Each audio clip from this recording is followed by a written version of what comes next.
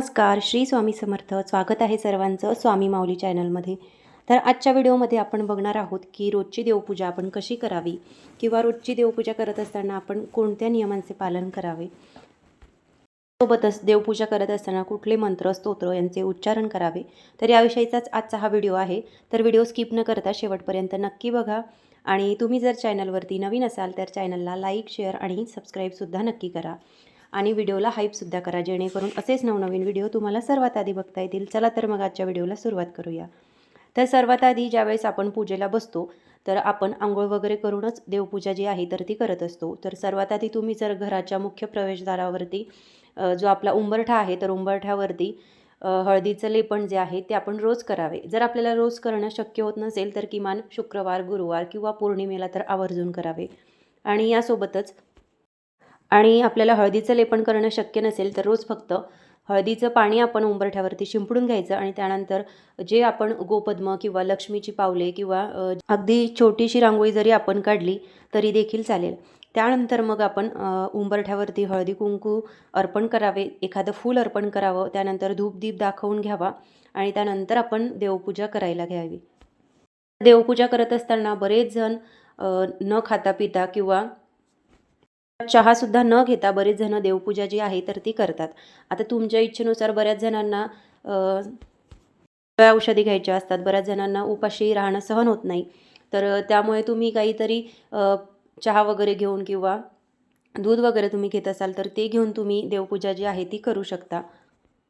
सोबतच देवपूजेतील सगळ्यात महत्त्वाचा भाग म्हणजे देवपूजा जी आहे ती आपण सूर्योदयानंतर लगेच करावी. म्हणजे अगदी लगेच जर करणं आपल्याला शक्य होत नसेल तर किमान 7, 8 किंवा 9 पर्यंत फार फार आपण देवपूजा जी आहे तर ती करावी. 12, 12:30 किंवा 1 या दरम्यान किंवा त्याच्यानंतरसुद्धा देवपूजा जी आहे ती आपण कधीच करू नये. कारण 12 ते 12:30 ही वेळ दत्त महाराजांच्या भिक्षेची वेळ असते. त्यामुळे त्या वेळामध्ये, त्या कालावधीमध्ये आपण कुठल्याही ग्रंथाचे पठण किंवा देवपूजा जी आहे तर ती करायची नाही. त्याआधी आपण देवपूजा किंवा एखादा ग्रंथ जो आहे तो पठण करून घ्यावा किंवा आपली नित्यसेवा जी आहे ती आपण 12च्या आतमध्येच करून घ्यायची आहे. सगळ्यात महत्त्वाचं म्हणजे पूजा जी आहे तर ती आपण सकाळी उठल्या आंघोळीनंतर उंबरठा पूजन जर तुम्ही करत असाल तर ते केल्यानंतर लगेच आपल्याला करायचे आहे. आणि बाकीची कामं जी आहे ती आपण नंतर आवरून घ्यायची आहे. असं नाही की आधी आपण बाकीची कामे आवरून घ्यायची आणि त्यानंतर देवपूजा करायची. आता बऱ्याच जणांकडे असं असतं, सकाळचा मुलांचा टिफिन असतो किंवा इतर काहीतरी कामे असतात, तर थोडीफार कामे करून का होईना आपण देवपूजा जी आहे ती वेळेच्या आत करावी. अगदीच जर आपल्याला घाई असेल तर आपण थोडी कामे करून देवपूजा जी आहे तर ती लगेच करून घ्यावी. शक्यतो आंघोळीनंतरच आपण लगेच देवपूजा जी आहे तर ती करायला घ्यावी. त्यामुळेच तर पूर्वी पार चालत आलेली जी पद्धत आहे की घरातील जे पुरुष मंडळी आहे किंवा जे मुलं असतील तर त्यांच्या हातून देवपूजा जी आहे तर ती पूर्वापार चालत आलेली पद्धत आहे. कारण याचं कारण हेच की महिला कामामध्ये असतात, सकाळी सकाळी टिफिनची गडबड असते किंवा इतरही घरातली बरीच कामे महिलांना असतात. त्यामुळे मग जी आहे तर ती घरातली पुरुष मंडळी जी आहे तर ती करत असत. अजून देखील बऱ्याच घरांमध्ये देवपूजा जी आहे ती पुरुष मंडळीच करतात. त्याचप्रमाणे देवपूजा करत असताना देवपूजा जी आहे तर ती सोवळ्यात केली जाते किंवा त्याचप्रमाणे रोजच्या कपड्यांमध्ये सुद्धा आपण देवपूजा जी आहे ती केली तरी देखील चालतं. शेवटी काय आपला भाव महत्त्वाचा आहे. आणि त्यासोबतच देवपूजेला बसत असताना आपण नेहमी पाठ किंवा आसन जे आहे तर ते घेऊनच बसायचं. आता बऱ्याच महिलांना सवय असते की पाटावरती बसतात, तर पाटावरती सुद्धा बसून आपण देवपूजा जी आहे तर ती करू शकतो. फक्त पाटावरती आपण आसन घ्यायचं आहे.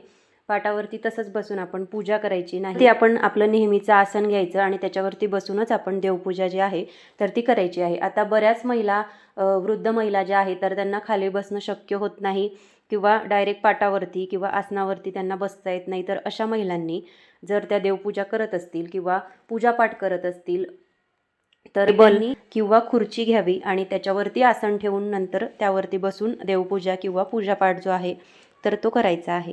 आणि त्यासोबत तुम्ही जर देवांना पंचामृताने स्नान घालत असाल तर सगळ्यात आधी आपण शुद्ध जलाने देवांना स्नान घालायचे आणि त्यानंतर पंचामृताने आपण स्नान घालायचे आणि त्यानंतर परत एकदा आपण शुद्ध जलाने स्नान घालायचे. आता हे सगळं करत असताना तुम्ही ज्या ज्या देवांची पूजा करत आहात, म्हणजे तुम्ही जर आता माझ्याकडे गजांतलक्ष्मी आहे, तर गजांतलक्ष्मीची मी इथे पंचामृताने पूजा करते. तर आपण गजांतलक्ष्मीचा एखादा मंत्र म्हणावा किंवा महालक्ष्मी आईचा एखादा मंत्र म्हणावा किंवा फार फार तर नवार्णव मंत्र ओम ऐं ह्रीं क्लीं चामुंडाय विच्चय या मंत्राचं आपण पठण करावं.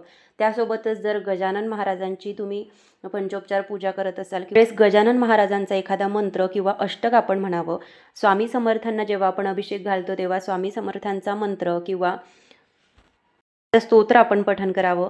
थोडक्यात काय, ज्या ज्या देवांना आपण स्नान घालत असतो त्या त्या देवांचे जप जे आहे ते आपण करायचे आहे. त्या देवांचा मंत्र किंवा स्तोत्र, अष्टक वगैरे जे काही आपल्याला येत असेल तर ते आपण पाहून किंवा मग मोबाईलवरती सुद्धा लावून आपण स्वतःसुद्धा ते म्हणत देवपूजा जी आहे तर ती करायची आहे. आणि त्यासोबतच देवघरासमोर बसत असताना आपण जो पाट किंवा जी खुर्ची घेत असू किंवा जो काही टेबल वगैरे घेत असू तर तो नेहमी देवाऱ्यापेक्षा छोटा असावा. म्हणजे आपण आपलं जे आसन आहे किंवा आपण ज्या आसनावर, ज्या टेबलवर, ज्या पाटावर बसत असू तर ते देवघरापेक्षा नेहमी खालच्या बाजूला असावं. त्याची उंची नेहमी देवघराच्या उंचीपेक्षा कमी असावी. थोडक्यात पूजा करत असताना आपण डायरेक्ट जमिनीवर बसायचं नाही. आसन, पाट, टेबल किंवा खुर्ची जे काही तुम्हाला योग्य वाटेल ते तुम्ही घेऊन देवपूजा जी आहे तर ती करायची आहे.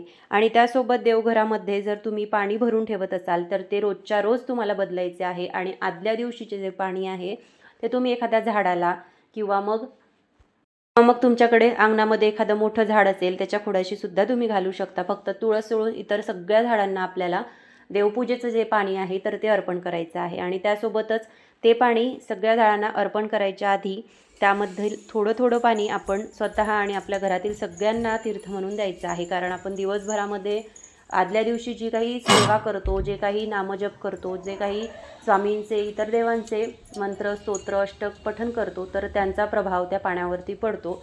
त्यामुळे ते पाणी तीर्थ स्वरूपात आपण दुसऱ्या दिवशी स्वतः आणि घरातील सगळ्यांना द्यायचे आहे.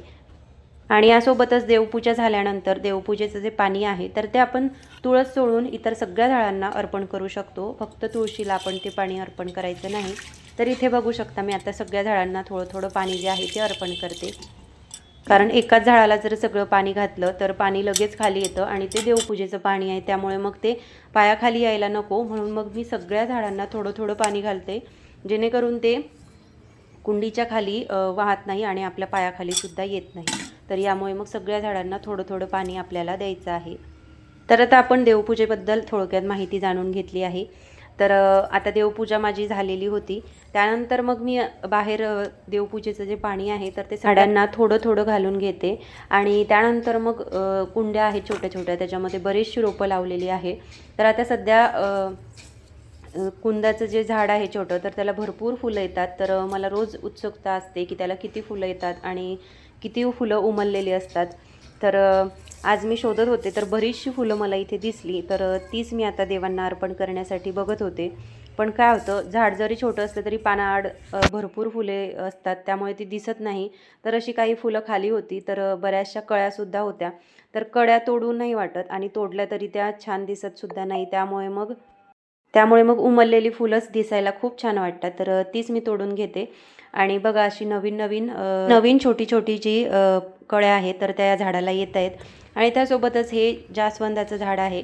तर ह्यालासुद्धा बऱ्याचपैकी रोज 1 ते 2 फुलं जे आहे तर ती येतात. त्यामुळे मला खूप छान वाटतं. तर मग एक फूल मी गणपती बाप्पांना अर्पण करते आणि एक फूल इतर देवांना अर्पण करते. तर ही फुलंसुद्धा मग आता तोडून घेतली आणि त्यानंतर जेवढी फुलं होती तेवढी सगळी तोडून घेतली.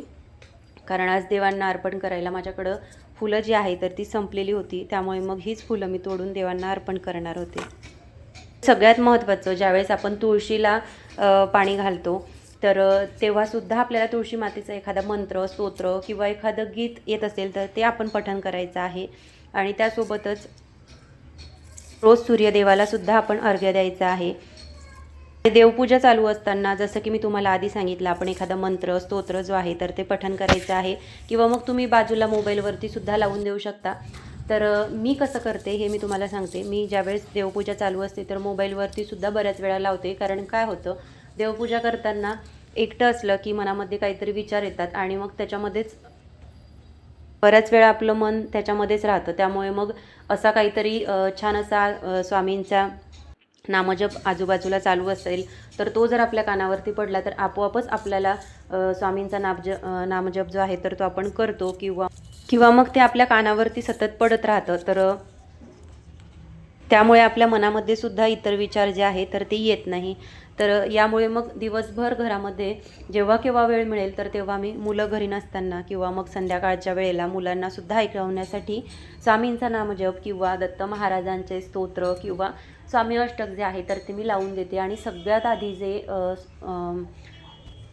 मंत्रस्तोत्र मी पठण करते तर ते गणपती बाप्पांचे लावते. कारण आपण कुठलीही पूजा करत असताना गणपती बाप्पांच्या नामस्मरणाने करतो. तर सगळ्यात आधी मी अथर्वशीर्ष लावते आणि ते आणि त्यानंतर मग स्वामी स्तवन किंवा कालभैरवाष्टक किंवा मग स्वामींचा जो जप आहे तर तो सुद्धा आपल्याला 11 माळी मोबाईलवरती सर्च केल्यानंतर लगेच मिळतो, तर तो मी लावून देते. तर अशा प्रकारे माझी रोजची देवपूजा जी आहे तर ती चालू असते. तर बघा आता मी इथे भरपूर फुलं तोडलेली आहे आणि एक गुलाबाचं केशरी कलरचं फूलसुद्धा 2-3 दिवस झाले खूप छान दिसत होतं, म्हणून मग मी ते काही तोडलं नाही. पण आज ते तोडून घेतलं आणि त्यानंतर सगळी फुलं तोडून मी देवघरासमोर आले आणि सगळ्या देवांना एक एक करून सगळी फुलं जी आहे तर ती अर्पण केली. आणि सगळ्यात महत्त्वाचं, ज्यावेळेस आपण देवपूजा करत असतो तर तेव्हासुद्धा आपण स्वामींचे किंवा इतर देवी देवतांचे नामस्मरण करतो. तर अगदी त्याचप्रमाणे ज्यावेळेस आपण देवांना फुलं अर्पण करतो आणि धूप दीप दाखवत असतो तर त्यावेळेसुद्धा आपण स्वामींचा नामजप किंवा इतर देवी देवतांचे मंत्र किंवा स्तोत्र जे आहे तर ते पठण करायचे आहे. आणि पठण करत असतानाच आपण धूप दीप जो आहे तर तो दाखवून घ्यायचा आहे. त्याचप्रमाणे आपल्या देवाऱ्यामध्ये सुद्धा देव जे आहे तर ते मोजकेच असावे. म्हणजे जर एखाद्या देवाच्या जर तुम्ही 2 मूर्ती ठेवत असाल तर ते चुकीचं आहे. एका देवाची एकच मूर्ती आपण आपल्या देवघरामध्ये ठेवायचं आहे. त्या व्यतिरिक्त जर त्या देवांची तस्वीर म्हणजे जो फोटो असेल तर ते चालतं, पण मूर्ती जी आहे तर त्या 2 नसाव्या. प्रत्येक देवी देवतांची एकच मूर्ती आपण आपल्या देवघरामध्ये ठेवायची आहे. आणि उतरण जर म्हणत असाल तर उतरंड आपण देवघरामध्ये 2 किंवा 2 सुद्धा ठेवू शकतो, किंवा मग तुम्ही 1 सुद्धा ठेवू शकता. आणि 1 उतरंडमध्ये तुम्ही 5 कुंभाची 1 उतरंड घेऊ शकता, किंवा मग 7 कुंभांची सुद्धा 1 उतरंड तुम्ही देवघरामध्ये घेऊ शकता. तर याप्रमाणे 7 किंवा 5 या उतरंड ज्या आहे तर त्या तुम्ही 2 किंवा 1 या प्रमाणात घेऊ शकता. बऱ्याच जण देवघरामध्ये दोन्हीही बाजूला ठेवण्यासाठी 2 उतरंड घेतात. आता माझ्याकडे एकच आहे, त्यामुळे मी एकच देवघरामध्ये ठेवते. त्यासोबतच देव्हाऱ्यामध्ये देवांच्या ज्या मूर्ती आहेत तर त्या 2 नसाव्या. पण जर आपल्याकडे कुलदेवीचा एखादा टाक असेल आणि देवीचा फोटोसुद्धा असेल तर तसं ठेवलं देवघरामध्ये तर चालतं. देवघरामध्ये आपण कुलदेवीचा टाक आणि फोटो जो आहे तर ते दोन्हीही ठेवू शकतो. मात्र मूर्ती ह्या कुठल्याही देवीच्या किंवा कुलदेवीच्या आपण आपल्या देवघरामध्ये एकापेक्षा जास्त ठेवू नये. अगदी आता तुम्हाला माझ्या देवघरामध्ये दिसत असेल की माझ्या देवघरामध्ये स्वामींचा फोटोसुद्धा आहे आणि त्यांची मूर्तीसुद्धा मी देवघरामध्ये ठेवते. तर आता नुकताच कुलदेवीचा मी एक फोटो बनवून आणलेला आहे, तर तो मी देवघरामध्ये ठेवत असते. बऱ्याच दिवसांपासून माझी इच्छा होती कुलदेवीचा एक छान असा फोटो आपण आणावा. तर फोटो आता मी नुकताच 2-3 महिने झाले बनवून आणला आणि खूप छान आणि प्रसन्न वाटतं देवीच्या या फोटोकडे बघितल्यानंतर. आता इथे माझी देवपूजा जी आहे ती झालेली होती. त्यानंतर मी अशाच प्रकारे रोज सगळ्या घरामध्ये धूप दीप जो आहे तर तो दाखवून घेते. देवघरामध्ये दाखवून घेतल्यानंतर किचनमध्ये दाखवून घेते. किचनमध्ये आपल्या अन्नपूर्णा मातेचा वास असतो, त्यामुळे अन्नपूर्णा मातेला प्रसन्न करून घेण्यासाठी आपण रोज नियमित धूप दीप आणि दिवा जो आहे तर तो आपल्या गॅस ओट्याजवळ लावायचा आहे. त्याप्रमाणे बघा, देवपूजा करत असताना देवांना फुलं अर्पण करणे सुद्धा तितकंच महत्त्वाचं आहे. तर फुलं नसतील तर आपली देवपूजा अपूर्ण राहते. त्यामुळे थोडे का होईना फुलं आपण देवांना अर्पण करावे. आता मी रोज विकत आणलेले फुलंच देवांना अर्पण करते, पण जसं की तुम्हाला दाखवलं, माझ्याकडे मी छोट्याशा बाल्कनीमध्ये जे काही छोटे छोटे रोपं लावलेली आहे, जे झाडं लावलेली आहे, तर त्याला जेवढी फुलं येतात ती सगळी मी देवांना अर्पण करत असते.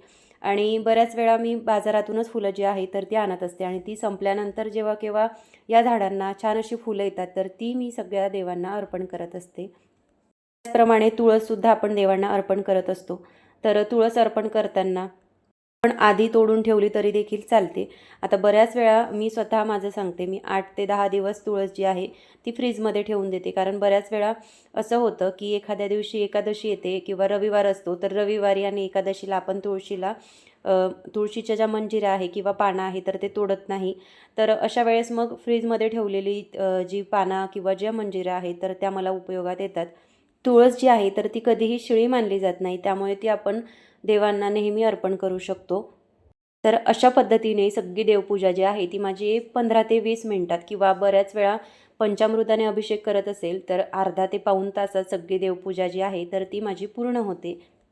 तर तुम्हीसुद्धा देवपूजा कशाप्रकारे करता हे कमेंट करून मला नक्की सांगा. आणि तुम्हाला जर आजचा हा व्हिडिओ आवडला असेल तर कमेंटमध्ये श्री स्वामी समर्थ नक्की लिहा. आणि हो, व्हिडिओला हाईपसुद्धा करा. चला तर मग परत भेटूया अशाच एका नवीन व्हिडिओसोबत. तोपर्यंत सर्वांना श्री स्वामी समर्थ.